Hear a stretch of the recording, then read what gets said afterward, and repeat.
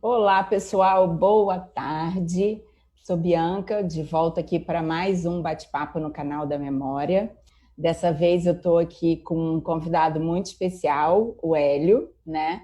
É um grande jornalista, um grande diretor de programas de TV, que teve passagem pela Rede Globo, mas os últimos 27 anos esteve aí no comando do programa Metrópolis da TV Cultura.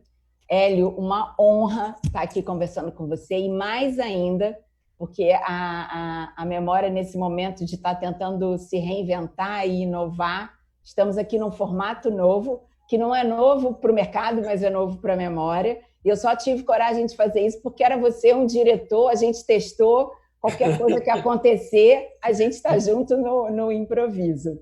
E a gente já está com o pessoal chegando aqui. Acho que seria legal você falar um pouquinho, obviamente acrescentar aí um pouquinho da sua história, mas eu queria que também você falasse dos seus trabalhos, tanta coisa legal, Inesita, Lígia, Carta aos Brasileiros, enfim, acho que vale uma apresentação sua mais do que minha e, de novo, um prazer esse bate-papo. Prazer meu. Bem, primeiro, obrigado pelo convite. Muito legal estar participando aqui do nosso Zoom. Muito legal. Obrigado mesmo pelo convite. Fiquei muito contente. Que bom. Bem, falando rapidamente sobre minha biografia, você falou que você ficou 27 anos no Metrópolis.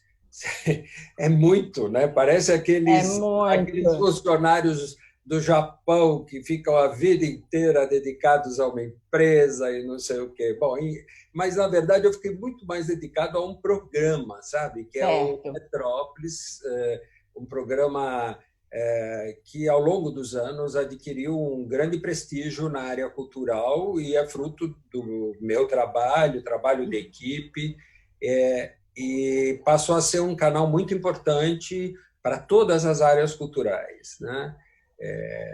Isso eu me orgulho bastante. E ao longo desse trabalho, eu acabei realizando alguns documentários, né? Sendo que o último é sobre a Inesita. O da Inesita ele foi exibido pela primeira vez na Mostra Internacional de Cinema e Uhum. teve uma muito boa repercussão, tanto da crítica quanto da audiência, e acabou sendo exibido também nos cinemas. Uhum. E foi uma experiência muito legal conhecer a história dessa intérprete, dessa professora, enfim, uma mulher fantástica, Sim. realmente. Eu não vou ficar aqui usando superlativos, mas, aliás, tomei esse cuidado também no documentário, porque ela é uma mulher realmente excepcional. Outra mulher excepcional, Lígia Fagundes Telles, né? Uhum. Curiosamente, todas octogenárias, né? Uhum. Algumas chegando aos mais de 90 anos, né? E alguns brincaram comigo que ninguém com menos de 80 anos serviria para fazer um documentário. Eu rejeitaria se a pessoa não tivesse 80 anos. Mas, na verdade, são pessoas fantásticas, Uhum. pessoas que ali já está viva, Uhum. a Inesita, enfim, Já é.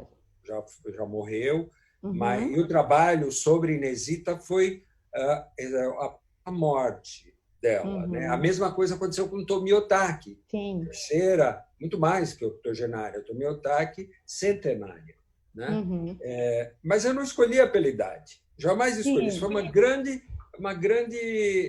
coincidência. Coincidência. Coincidência. São pessoas com histórias das suas áreas, literatura, música, artes visuais, com uma trajetória que as pessoas desconhecem, né? E a ideia era trazer outros aspectos dessas personalidades.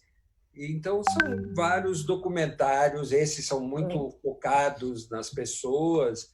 Também tem um que eu gosto muito, que é sobre o Teatro Municipal, o Uhum. Teatro Centenário do Teatro Municipal. A gente fez um documentário que eu acho muito interessante. Enfim, Legal. isso agora. né? Mas Aham. também trabalhei muitos anos na Globo, trabalhei na Folha de São Paulo, na TV Manchete, mas os últimos, como você disse, 27 anos foram voltados à área cultural. Legal.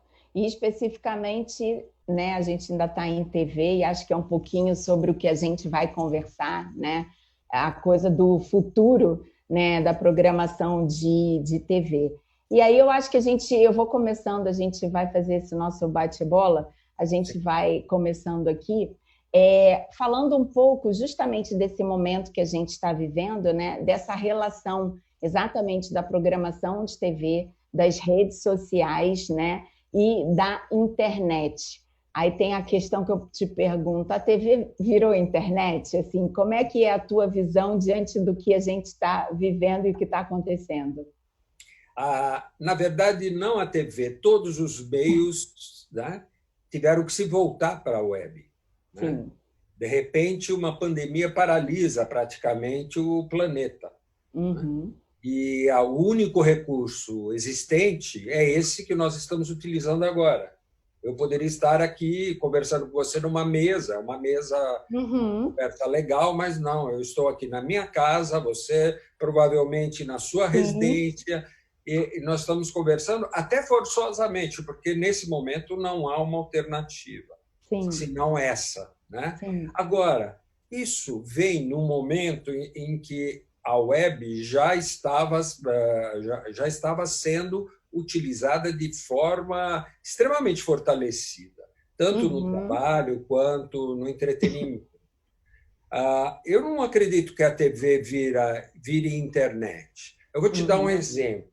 Diga. Desde a pandemia, as TVs tiveram um aumento de audiência gigantesco. Uhum. Né? A Netflix teve um aumento de audiência, a TV a cabo, que estava em queda, teve aumento de audiência, os games tiveram aumento de audiência. Uhum.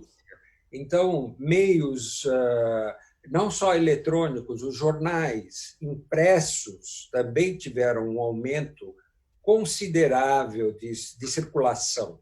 Uhum. E assinantes Sim. voltaram também nos meios impressos. Então, eu reputo muito mais do que a TV virar internet é você nesse momento forçosamente está na sua residência, né? Uhum.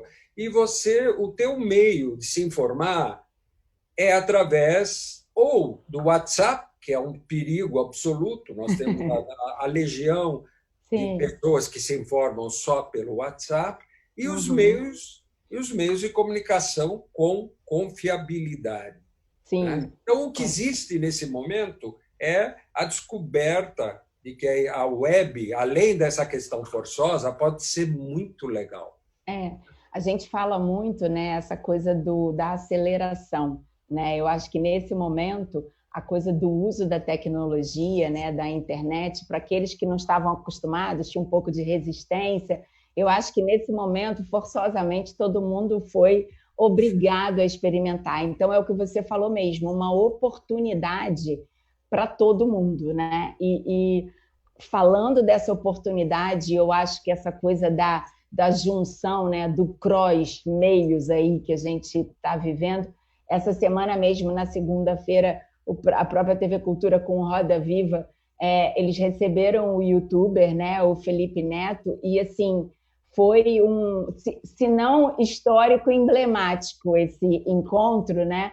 Até porque exatamente isso, você tinha ali na audiência desde o avô, do pai até o filho, e num cruzamento, né, de uma pessoa que tem 37 milhões de seguidores no YouTube, né?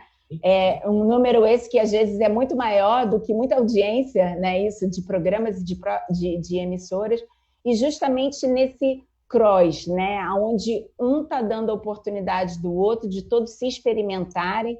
Teve o acompanhamento pelo Twitter também, então acho que são os meios testando também, né? Todo mundo tentando viver, né, esse momento e usando tudo que é possível. Mas nós estamos falando aqui de um youtuber excepcional. Nós Sim. temos youtubers que têm milhões de seguidores cujo conteúdo, nesse momento, se esvai. Sim. Porque, como ele mesmo explicou, esses YouTubers, eles, na verdade, eles promoviam o seu jeito de vestir, o produto que eles achavam interessante, o que eles chamavam style, né? Uhum. Nesse momento, o style se encontra em casa. Vai fazer o quê? Por uma máscara style, como existe uma propaganda que foi até retirada rapidamente. Uhum. Então, nós estamos falando de um cara excepcional. O Felipe Neto é um cara que avançou, ele vem de outra. Ele tinha uma outra concepção, ele usou a web porque já fazia parte da vida dele, né? Uhum.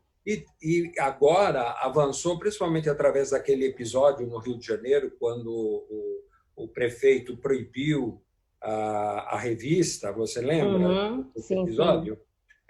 E ele comprou todas as revistas. A partir disso, é um salto gigantesco Sim. dele, Felipe, né? Sim. Mas ele já tinha ali uma quantidade volumosa de seguidores. Eu acho que Uhum. o programa é um momento de encontro de várias gerações ali, Sim. de várias É. gerações. Agora, a pergunta é um momento ocasional, na minha opinião. Não é que, a Uhum. partir dali, as gerações Sim. mais maduras vão se reencontrar com a geração mais nova que usa os recursos da web de Sim. forma cotidiana. Nesse momento, as gerações mais maduras, elas estão sendo forçadas a usar, Uhum. vão aprender, evidente, Sim. assim como todos nós, etc. e tal. Mas foi um encontro, na minha opinião, ocasional, né? Uhum. E você acha que, na verdade, dentro exatamente, né, desse momento que foi o que a gente, né, a forma como a gente tinha, como é que, aí falando um pouco até do nosso tema, né, do futuro da programação da TV, você acha que esse tipo de formato, onde a gente vai, onde tem esse cruzamento, né, do uso das telas, como a gente fala, do acompanhamento pelo mobile, pela TV, pelo computador, seja por outras ferramentas, Twitter. Como é que você, como diretor, né, cultural até de programas de TV, como é que você vê isso? Assim, qual a sua opinião em relação a esse formato? O que você imagina que vai acontecer? O que eu imagino é que as entrevistas ficaram mais fáceis, já estavam mais fáceis, né? Eu Uhum. me lembro que agora há pouco, no Metrópolis, nós passamos também a usar mais o Skype antes da pandemia, assim como outros programas passaram a utilizar. Alguns programas se deram muito bem utilizando esse recurso. O Porchat, por exemplo, se você assistiu o programa dele, de segunda-feira, é um programa levíssimo, onde ele conta de uma Uhum. forma inteligente, ele e seus parceiros vão contando dentro do ponto de vista deles e sem impostação Uhum. o que está acontecendo na realidade cotidiana dessas Uhum. pessoas, né? De uma forma muito legal. Você acaba ficando, aí sim, bem interessado no que está acontecendo com esses personagens que estariam num sofá, como Sim. é o programa de segunda-feira. Então, é Acho bom que. sair do sofá também Uhum. e encontrar outros aspectos, né? Sim, e eu acho que tem a ver também com o que a gente está falando do conteúdo de verdade, né? Hoje, empresas, influencers, pessoas, exatamente como você falou, não é qualquer conteúdo que ele é consumido, né? Tem que ser agora um conteúdo elaborado, uma coisa feita, porque a gente vê mesmo as lives que vêm acontecendo, né? Eu fico imaginando que aquele artista que tem, por exemplo, as lives de música com os cantores que fazem muito sucesso, eles têm uma programação que, quando eles planejam aquilo, é um show que é preparado e vai vender o mesmo show para várias pessoas em vários lugares. No momento que ele vai com essa programação para a TV ou para a internet uma vez, ele está impactando todo mundo. Então, a segunda live já tem que ser diferente dessa primeira. Então, o tempo de duração dessa criatividade, né, desse programa, desse show, ele vai acelerar esse processo criativo, certo? Como é que você vê isso? Acho que sim, em alguma medida sim, mas também vai exaurir. É um Aham. festival de lives, se você não tem o que está acontecendo na tua realidade, ou na realidade da pessoa. É um festival assim assombroso de lives, né? Uhum. Então são lives buscando recursos, principalmente na área cultural, que sofre sobremaneira com toda essa crise. Recursos para os menos favorecidos, que são lives importantes, situações importantes, mas é uma chuva de lives. E nem Uhum. todas são muito interessantes, essa que é a Sim. verdade. Você Uhum. pode ver as pessoas cantando nos prédios, como no início isso foi extremamente emocionante, mas você pode saber também que dentro desses prédios, onde tem essas sacadas, as pessoas podem estar brigando, elas podem Sim. não estar mais aguentando, estão Se aguentando. saturadas da situação, saturadas da parceiro, do parceiro, do espaço Uhum. pequeno, de ter que repartir quando você não quer repartir. Porque o Sim. ser humano ele tem o lado de olhar o outro, de ver o lado humanista, no qual eu busco e me enquadro, e a vida Uhum. inteira luto por isso, mas tem um lado nosso que é horrível, que é Sim. nosso do ser humano. E você vai vivendo isso dentro de uma situação, porque, na verdade, é um Big Brother forçado. Sim. Né? Então, assim, é como se você tivesse todos os dias vivendo os mesmos dias, muitas vezes. Né? Todos os dias, e por mais que você trabalhe, faça suas coisas, tenha lives para discutir, mas é todo dia repetindo, é todo dia. É. Aquele filme, é o feitiço. O feitiço, é. Na É, verdade, a rotina ela tem que ser reinventada diariamente, né? Então, assim, a gente mesmo no dia a dia, para não se saturar, então, assim, é um processo criativo de cada um, né? Então, assim, é engraçado porque todo mundo tem a sua rotina, mas é isso, como estamos todos confinados, a gente precisa entender como fazer diferente. E aí, aproveitando nessa linha do fazer diferente, fala um pouco para a gente assim, do processo criativo, você como diretor, né? O que você imagina dentro do processo criativo, né? Do que se tinha até agora e talvez um pouco da forma como deve vir daqui para frente. Contar para a gente o que você imagina, porque eu acho que pode ter muita gente aqui querendo assistir, exatamente, criadores de conteúdo, e é sempre bom ouvir exatamente uma dica, né, de alguém que também vive disso, né? olha, eu também busco isso. É. Mas devo te dizer o seguinte, assim, eu acho que o processo criativo ele existe na web e fora da web. Sim. Você, quando vai fazer um roteiro, pressupõe que você tenha ou sua ideia original ou baseada num livro. Né? Uhum. Então, ler, né? Ler muito, assistir o máximo de audiovisuais que possam te agregar, mesmo no entretenimento, isso vai criando, vai estimulando o processo criativo. Ficar em Uhum. casa também, muitas vezes, estimula. Eu tenho certeza que sairemos com muitos Uhum. roteiros estão sendo preparados nesse momento, até porque a realização desses roteiros, a direção desses roteiros não pode ocorrer agora. Mas a liberdade de pensamento ela está presente sempre, em qualquer, ou no teu local de trabalho, que agora não dá, na tua Uhum. residência, ela está presente dentro de você. Né? Sim. E o recurso para você permanecer criativo é a curiosidade por novas situações. Essa é Uhum. uma nova situação. Ela pode ser ruim e pode ser boa. Eu não Sim. fico só engrandecendo o fato de nós estarmos na web. Eu não sei, Uhum. talvez é uma linha que eu estou levando aqui para a gente pensar, para a gente Sim. refletir. Acho, por exemplo, que o Felipe consegue, com a linguagem própria dele, o Felipe Neto, ele consegue mesmo falar para gerações para as novas gerações de uma forma que os mais maduros não conseguem, né? Ou não tentaram. Agora há uma oportunidade de haver uma conexão entre esses dois mundos. O mundo virtual, né? Que também depende da criação, que também depende, por exemplo, voltando à questão do Roda Viva, veja como ele foi.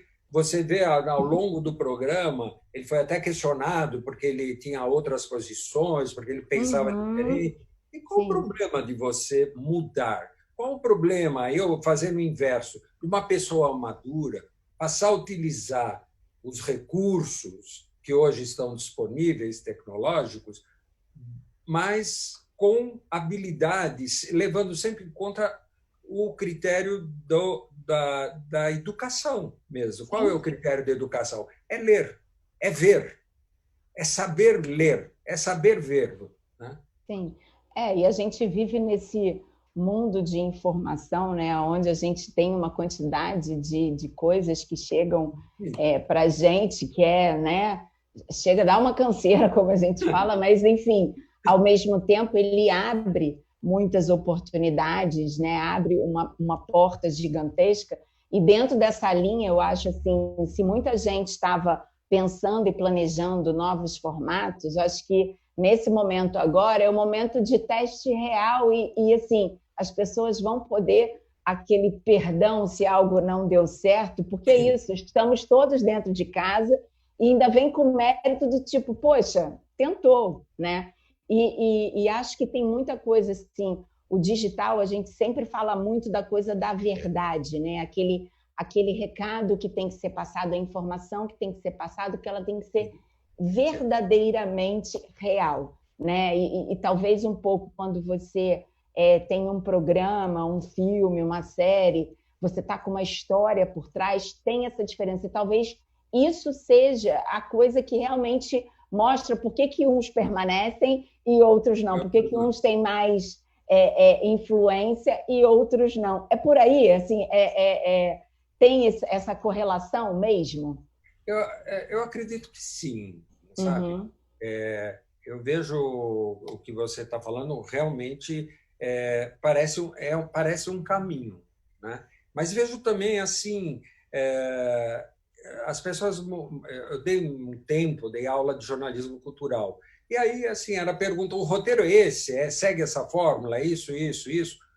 Pode seguir, mas você pode fazer um belo roteiro técnico que não vai dizer nada para as pessoas. Sim. Né?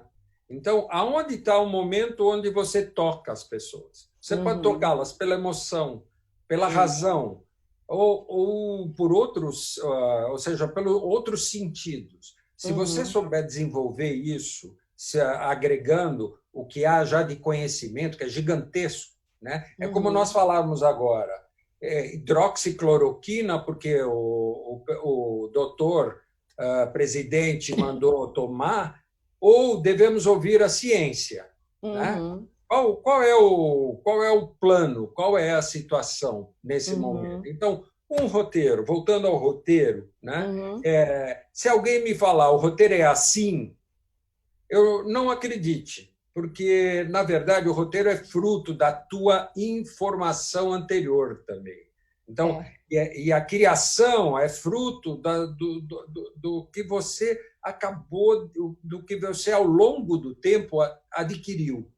Então, você vê nos jovens, muitas vezes, uma criatividade gigantesca, mas não tem, falta talvez um rumo. Né?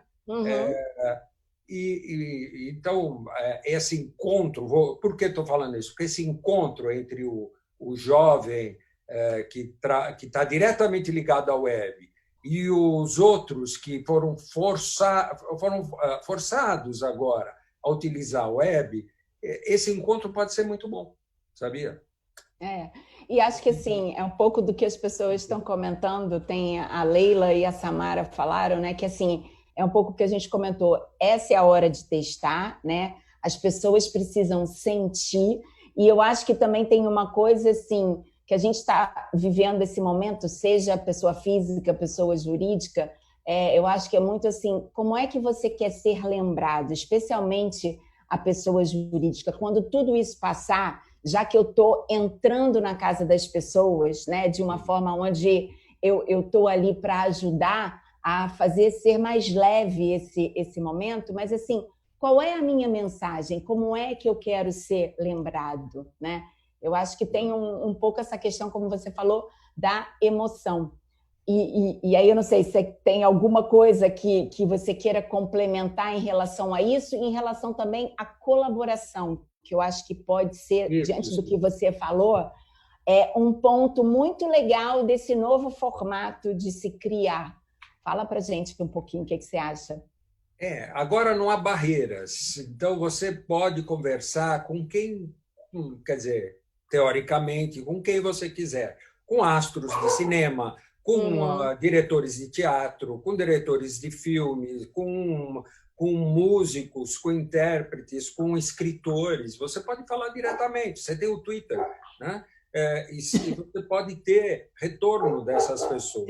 Né? Então, esse acesso, que era algo que durante muito tempo não existia, hoje isso é um recurso fantástico. Né? Essa colaboração ela já existe de forma muito forte e ela deve aumentar muito a partir desse momento da pandemia. Isso eu acho que vai rolar mesmo, está rolando. Já está rolando, Já está rolando, até pelas situações de trabalho que nesse momento eu estou recebendo, sabe? É muito interessante isso mesmo, sabe? Agora, por outro lado, eu não vejo que nós vamos sair da pandemia, como se fala, isso já é uma visão muito própria. Eu não acredito que a gente vai sair melhor ou pior da pandemia. Nós vamos sair exatamente iguais, na minha opinião. Então, as pessoas que não ligam para o próximo continuarão da mesma forma, né? E acho assim que a sociedade vai mudar, sim, claro, é o distanciamento, é a máscara, é a relação. Hoje eu vi que um teatro na Alemanha voltou à ópera e a plateia, a distância é de 4 a 5 poltronas, né? Nesse momento. Agora, essas pessoas que estão distanciadas entre as poltronas continuam as mesmas. Né? Quem é humanista seguirá humanista. Você vai poder convencer muitas pessoas. Eu acredito na mudança, mas acredito que o mundo não vai mudar. Então, da mesma forma que você vê propagandas falando estamos com você, seja forte, nós estamos te acolhendo. Na verdade, as pessoas não encontram esse acolhimento real quando elas vão em busca dos recursos que elas estão necessitando. Sim. E acho que dentro dessa linha aí, dessa volta, né, que já alguns locais estão começando a se preparar para essa volta, a gente vê um pouco exatamente a coisa de alguns resgates que a gente faz. Então, assim, nessa vertente do entretenimento, eu estava lendo meio mensagem esses dias, e um dos projetos é o drive-in, né? Aquela coisa que estão falando de uma forma um pouco mais segura de você poder colocar, e eu fico imaginando, e não vai ser só filme, você pode ter show. É muito maluco que a gente, para se reinventar, a gente usa até coisas que vieram de trás. Então, assim, é como a gente fala lá na memória, é um processo onde a gente realmente usa o nosso passado para entender o nosso presente e preparar o nosso futuro, né? Sem dúvida, sem dúvida. Por exemplo, o drive-in, ele estava morto praticamente. Era uma época da década de 50, 60, poucos pegaram essa experiência do drive-in. E agora ele surge como uma alternativa para você ver filmes. Agora, como você vai ver filmes quais? Novos filmes? Minha pergunta. Como você vai produzir? Como os atores vão contracenar? Como os balés, a dança vai funcionar? Então, existem questões que estão em aberto e são fortes. Exato, porque é um pouco isso mesmo, né? Aquilo que você vai colocar, o conteúdo que você vai colocar, as pessoas ainda estão impossibilitadas no caso de filme, de contracenar, de novelas, e é um pensamento muito, realmente, eu falo que é maluco, né? Tipo, como é que a gente pensa esse momento que o novo normal já virou até batido, uma expressão batida, mas é exatamente isso. E voltando um pouquinho aqui, a gente para falar que também a gente chegou a conversar um pouco dessa questão das lives dentro do universo até dos gamers, né? Aonde já era uma questão de experimento, e acho que esse momento foi para testar, onde a gente teve dentro do Fortnite no mês passado um show do rapper, né, do Travis. E foi assim muito interessante, primeiro porque teve um impacto de mais de 12 milhões de jogadores simultâneos vendo aquele momento, e é algo que as pessoas acho que não realizam, só realizam quando vem acontecer, e dá a chance de pensar como é que pode ser isso na vida real. Por exemplo, ele mesmo na rede social dele comentou sobre o Coachella. Caramba, que louco isso daqui, temos que fazer isso no Coachella. Então, assim, são universos que realmente são muito diferentes, né? Mas que, ao mesmo tempo, agora estão fazendo parte dessa nossa vida e que, daqui a pouco, como é que a gente trabalha ele, né? Como é que se pensa nele? É o chamado desafio que as pessoas gostam de falar, né? Uhum. Mas e ele existe mesmo, né? Porque Sim. nós precisamos pensar como trabalhar em cima dessa situação. Primeiro, porque as pessoas também necessitam trabalhar, né? Toda a área cultural, por exemplo, aqui no país, está paralisado, completamente paralisado. Já estava sofrendo pelo desgoverno, né? Uhum.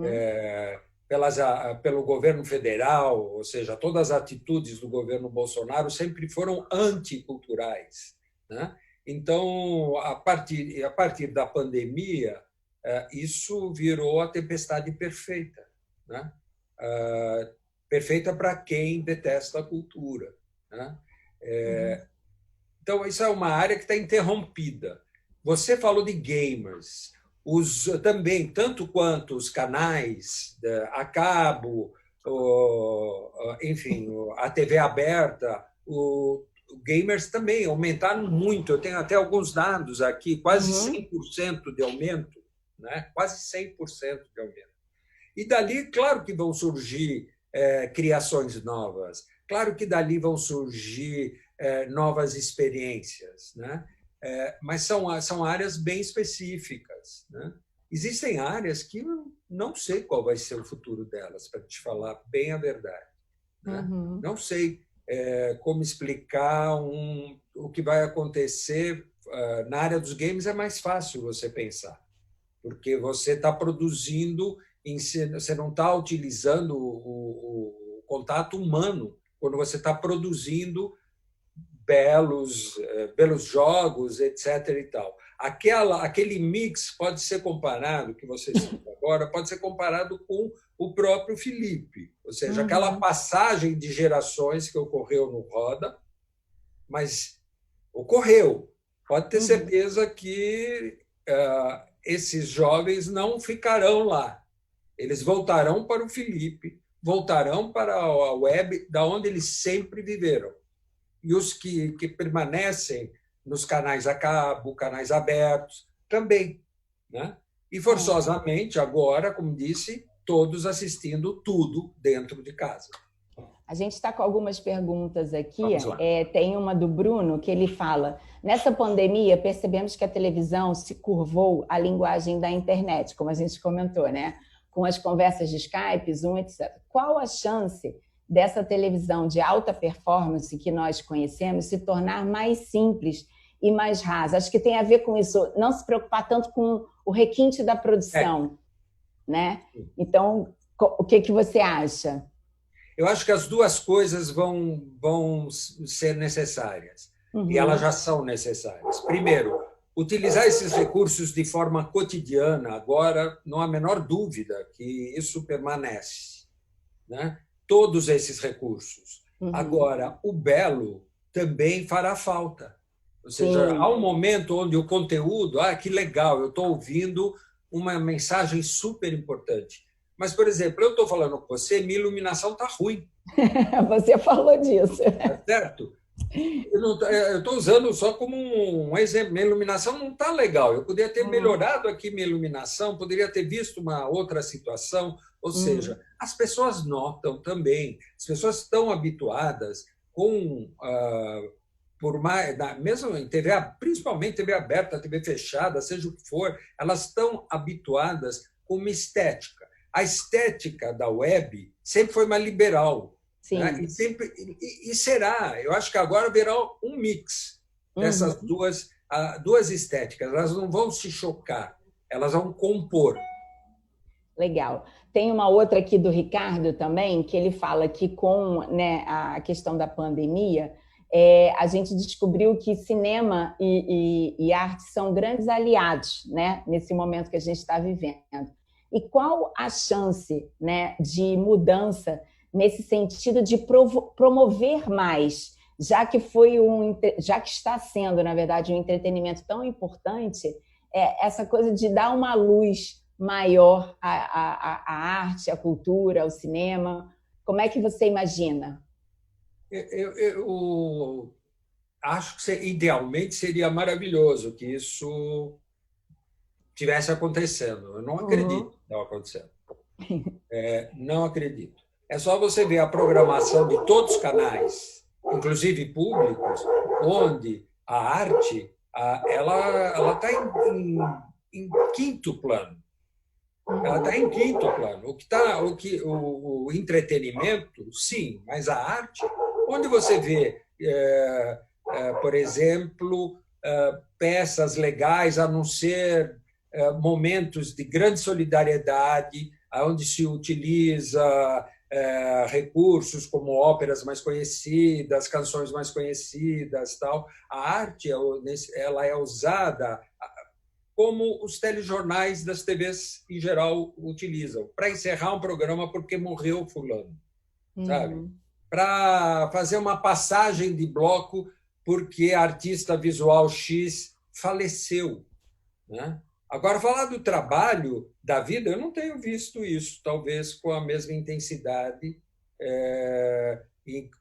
nos canais existentes. E onde existe, ela está interrompida, né? Por exemplo, o Metrópolis está fora do ar, imagino que voltará ao ar, mas está Sim. fora do ar. Durante a pandemia, decide-se tirar do ar um programa de cultura necessário, né? Para alguns, não para todos, né? Uhum. Então, eu não vejo um aumento disso, né? Eu vejo só as homenagens dos mortos, porque aí quando morre de Covid, então a homenagem aumenta mais ainda. Não Uhum. é, ou seja, não tem nada contra que isso está ocorrendo. Isso Uhum. sempre ocorreu.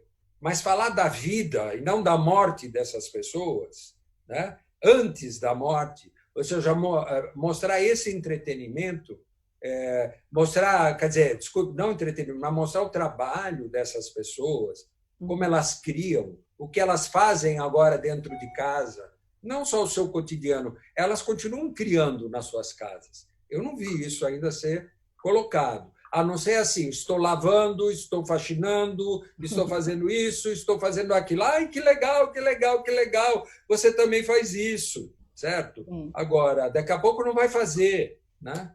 Então, É. eu vejo por aí essas celebridades, elas são colocadas dessa forma. Uhum. Eu falo que assim, é a coisa do equilíbrio, né? Tudo a gente tem que, né, dar os dois lados.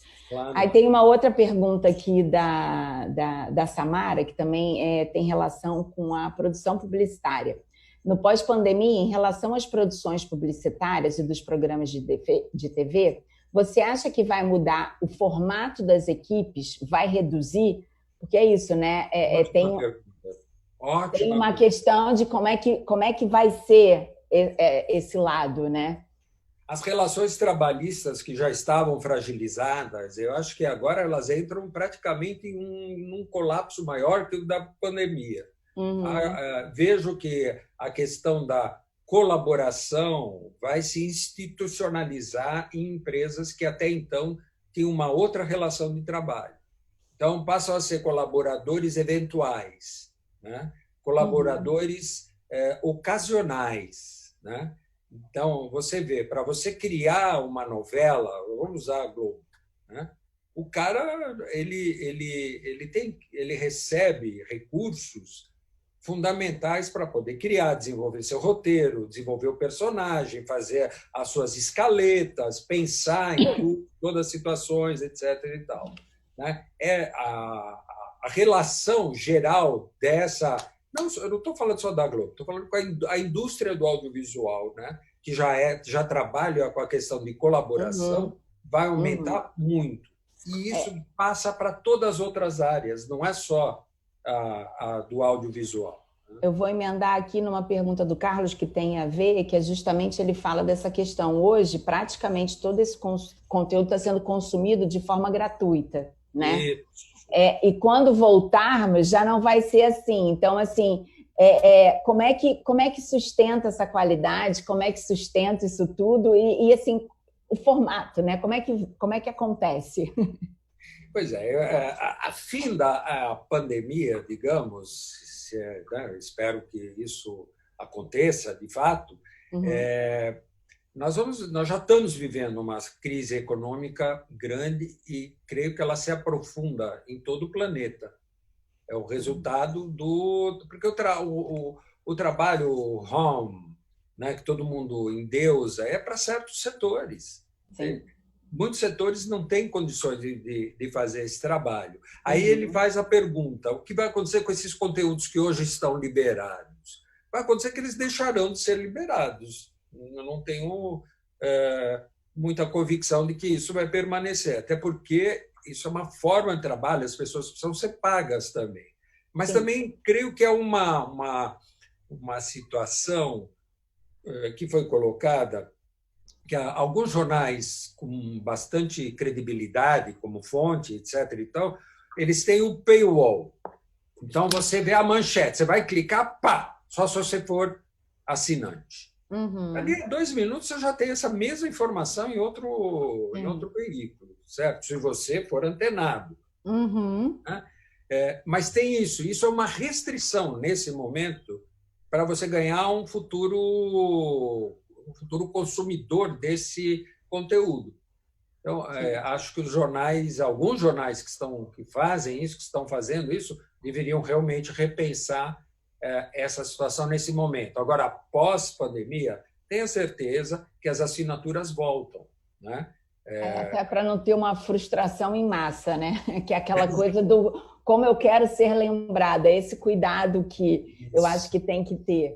E tem uma que a gente já está quase chegando aqui no nosso finalzinho, mas ainda tem uma pergunta aqui, que é legal, da Regina, sobre as salas de cinema, né? Que aí são as coisas que a gente para pensar, né?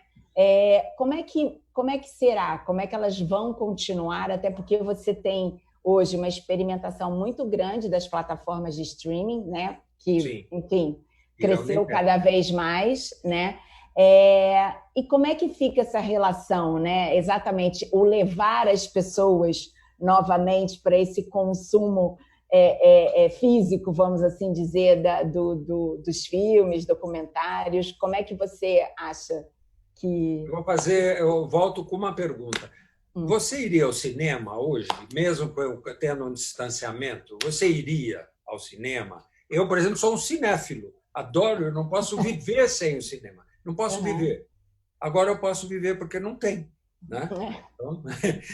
a gente se adapta, né? Eu acho que é uma questão de adaptação, mas acho que é um pouco que todo mundo vem falando. O que vai acontecer no dia seguinte quando disserem assim, está liberado, né? Mas você iria? É difícil. Eu não sei se eu iria nesse momento. Não, sabe? Nesse momento não iria. Nesse momento eu não iria. Isso vale para teatro. Pensa um avião, uma viagem de longa distância. Você ficar 11 horas num avião. Né? Com certeza.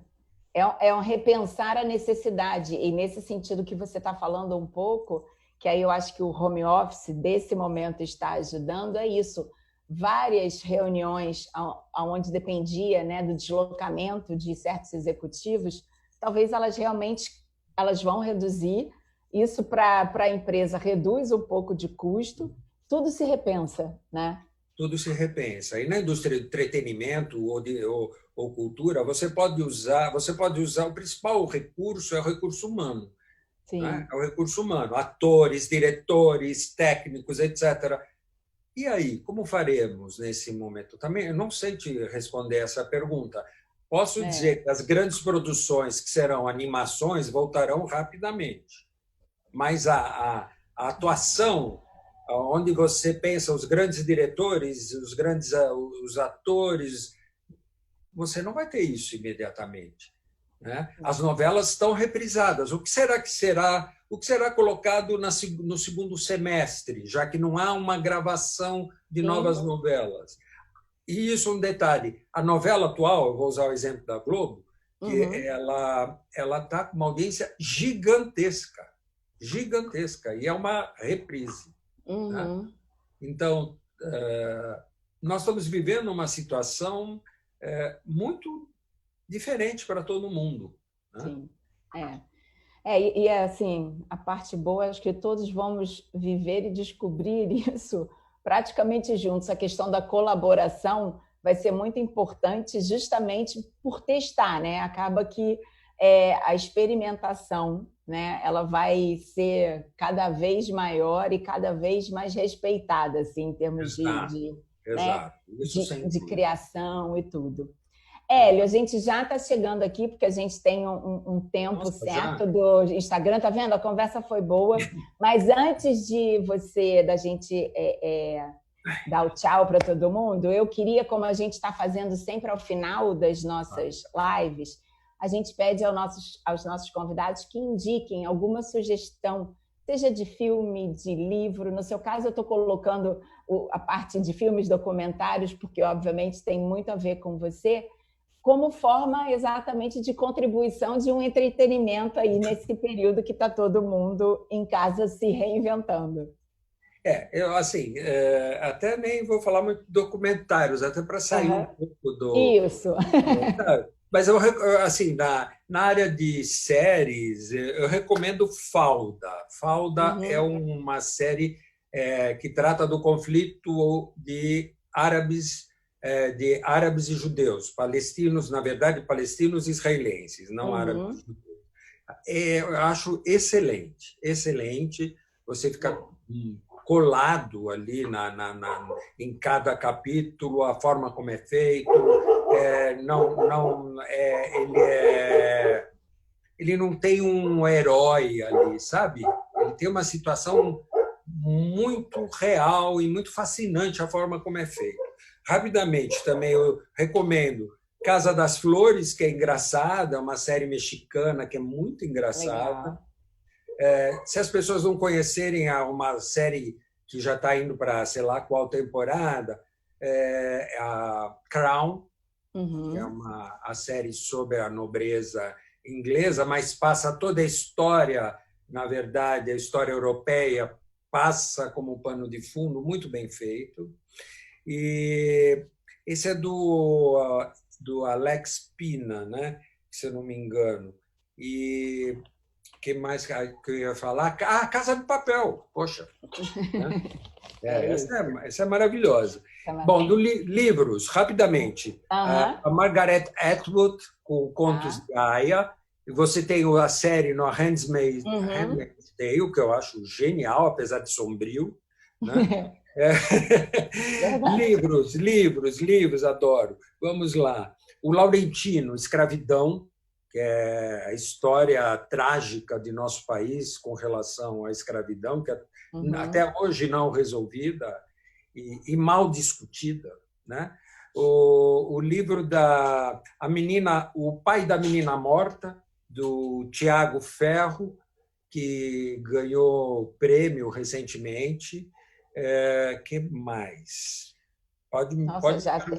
Não, aqui eu já estou, eu mesma anotei um monte, mas aqui tá ótimo. Essas dicas posso indicar mais um, que é o Philip Roth. Pastoral Americana, Philip Roth, autor o primeiro livro que eu li dele foi O Complexo de Portnoy.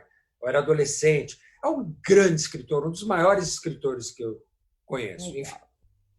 Legal. Hélio, quero então super te agradecer, né? Assim, para a gente está sendo um desafio também bem legal e interessante fazer esse programa de lives, porque justamente a gente está tentando contar, passar por todos como é que diz, as histórias desse momento que estão acontecendo, né? Como uma instituição de memória, a gente espera guardar essa memória, porque com certeza tudo isso que a gente está vivendo ali na frente a gente vai estudar, né? Os filhos do meu filho ou o próprio meu filho, enfim. Mas eu quero muito agradecer você, seu tempo. Nesse novo formato que a gente está aqui, deu certo. Raíssa, que está escutando a gente, vai nos ajudar a finalizar. Mas muito obrigada mesmo por participar desse papo. Eu que agradeço. Foi muito legal mesmo, viu? Valeu. Então, Obrigado tá a todos. joia. Obrigada, gente. Continua acompanhando aí a nossa programação, Com seja no certeza. Instagram, seja no Facebook e no YouTube. Tá ótimo. Obrigada, Hélio. Nos veremos em breve.